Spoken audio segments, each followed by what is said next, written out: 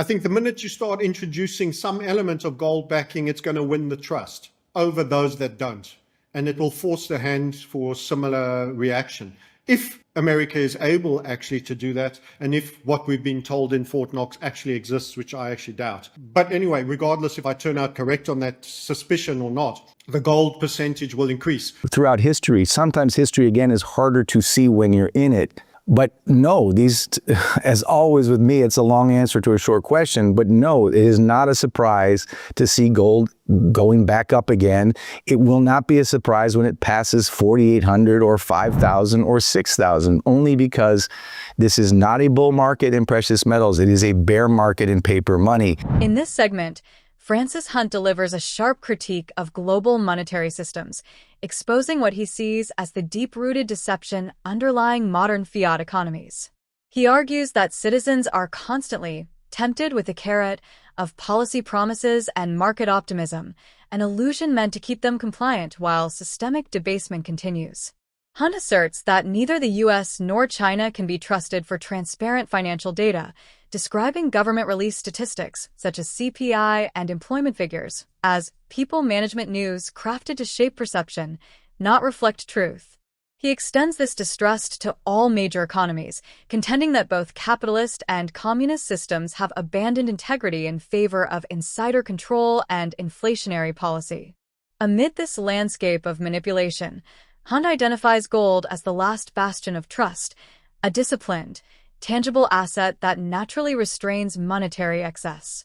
He notes that even partial gold backing could restore confidence in a currency, but warns that governments will likely offer the smallest commitment possible to maintain flexibility for inflationary spending. Ultimately, his tone is one of pragmatic cynicism.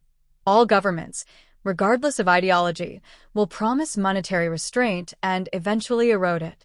Gold, therefore, represents not speculation but protection, an anchor of principle in a world adrift in propaganda and debt. I think people are being continually tempted with this, and it's often the carrot for the donkey.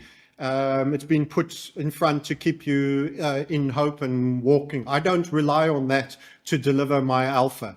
Just the ownership process will bring it. I'll also point out that if America is actually in a Cold War, an economic, financial, software, AI race, etc., against the BRICS nations, particularly China, maybe Russia, and the others, it doesn't actually benefit them to upvalue gold if it's going to make their enemies even richer. I would also say I'm deeply skeptic about the true holdings of America. I don't take anything that comes out of the American system as being particularly more honest than what comes out of the Chinese system, as they always like to portray. Western media has a habit to say, it's a communist nation, they only lie, we tell you the truth. And I'm sure the Chinese propaganda system is saying the same. Anything that comes from government in these extreme fiat debasement times is people management news. It should not be taken factually. We don't have a true CPI. We called out the labor stats were a lie for the last 3 years, and then you got all the revisions, monthly revisions, quarterly revisions, annually revisions. It's proof that the original recession that was a recession actually was a recession. You weren't bailed out by employment numbers.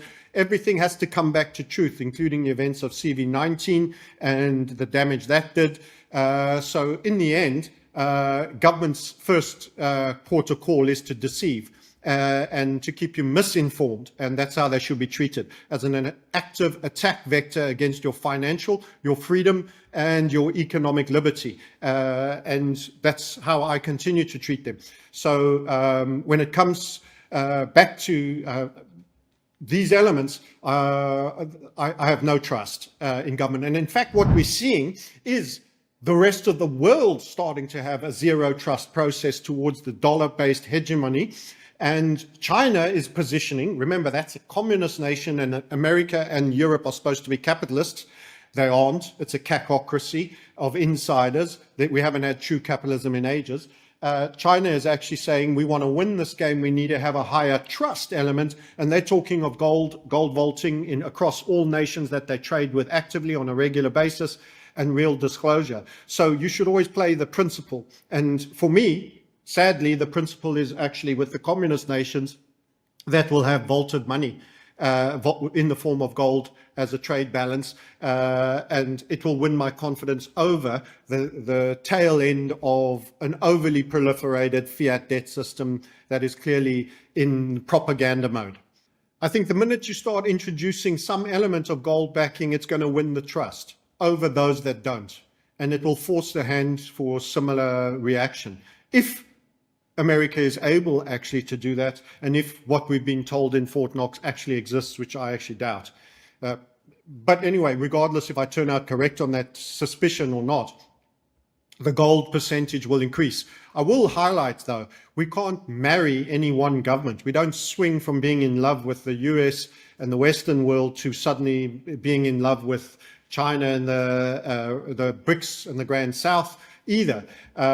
We should play the principle. And if there's gold backing, it's more sound. But they will go for the lowest level of gold backing they feel they can get away with, that will allow, they think, in terms of the mass of people, that faith will be reestablished, but the restriction of having gold, because you've got to remember, gold is a discipline when you are a central bank, and all governments want actually to have the right to proliferate and inflict inflation as policy on you. So they will eventually, over time, look to walk away from any new commitments. So they want to promise you a new deal, a better deal that they can start whittling away in some point in the future. So this is my active cynicism against all forms of government. Central banks' primary policy is inflation. The discussion frames gold and silver not as ordinary commodities, but as monetary metals whose value extends beyond short-term price movements. While recent years have seen record highs, with more than 45 all-time highs in a single year, minor pullbacks in gold or silver prices often spark concern, such as questions about peak gold in 2025. However, these fluctuations are largely noise for long-term investors who understand the structural reasons for holding precious metals. The speakers emphasize that the original rationale for buying gold and silver was not speculative gain, but rather an awareness of systemic risks, banking instability, political uncertainty, and currency debasement. Historical figures and early investors like Egon van Reer strategically held gold outside traditional banking systems to preserve wealth. This rationale holds true today, regardless of whether gold is priced at $1,600, $2,800, or $5,200. At the core, the underlying issue is a global debt crisis that predates COVID-19 and the 2008 financial crisis. Central banks worldwide respond to unsustainable debt by creating money ex nihilo, expanding credit, and inflating the currency. Over time, this process inevitably erodes the purchasing power of paper currencies, a pattern repeated across empires, from ancient Rome to modern-day US dollars. Even as governments and financial systems persist, the reliance on easy money and debt ensures that fiat currencies naturally lose value. Gold and silver thus act as a store of value outside the banking system, protecting wealth from the systemic debasement of fiat money. Decoupling currencies from gold allowed governments to take on more debt, but also introduced a long-term vulnerability.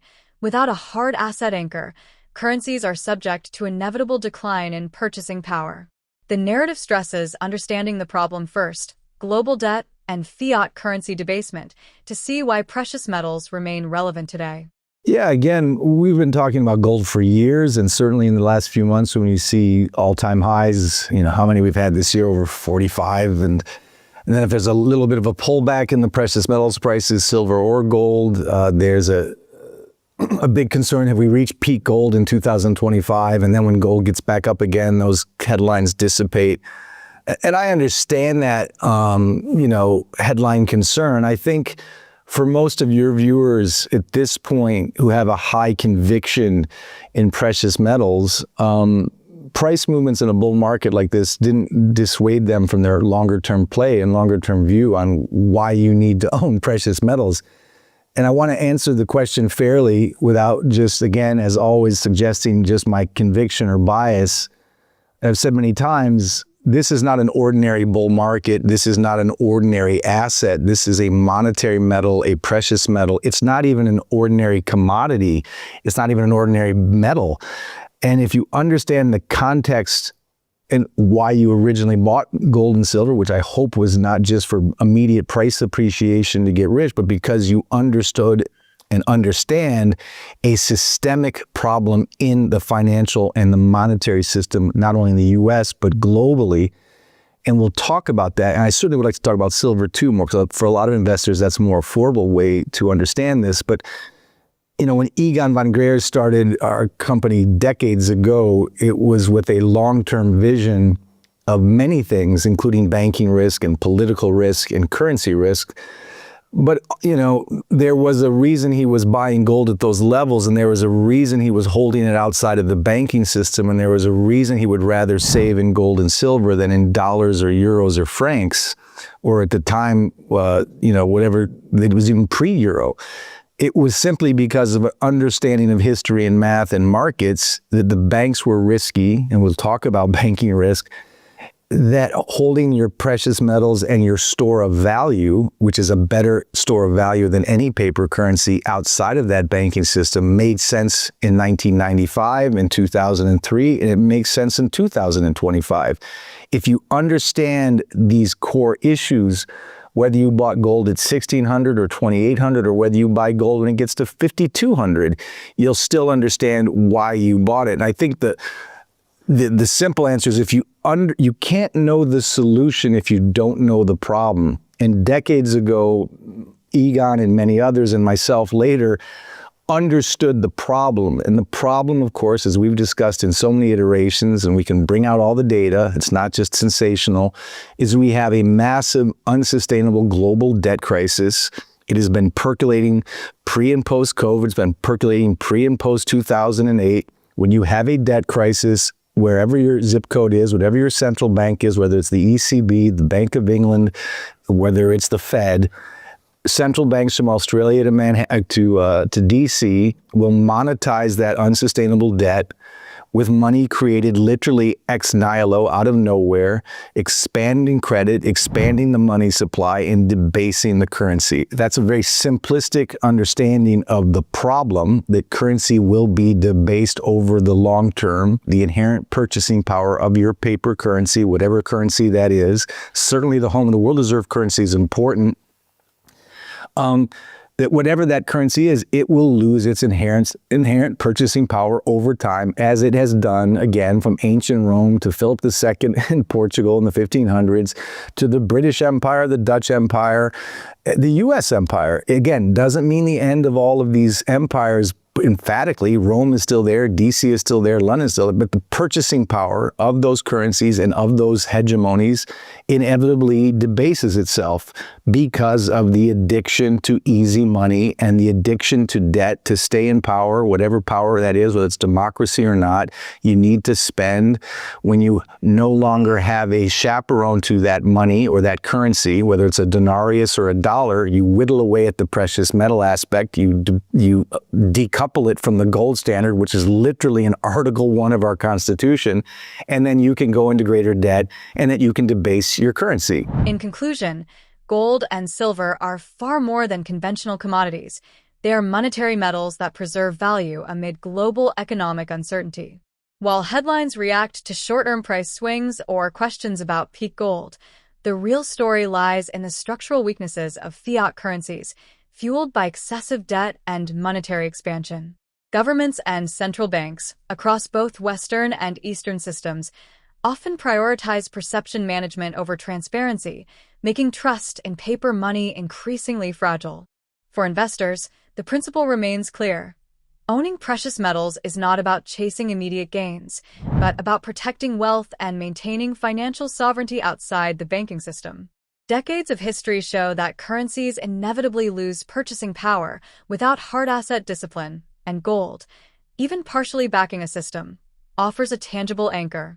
Understanding the systemic problem first ensures that your investment in gold or silver is grounded in logic, not speculation, and remains a reliable hedge against long-term financial instability.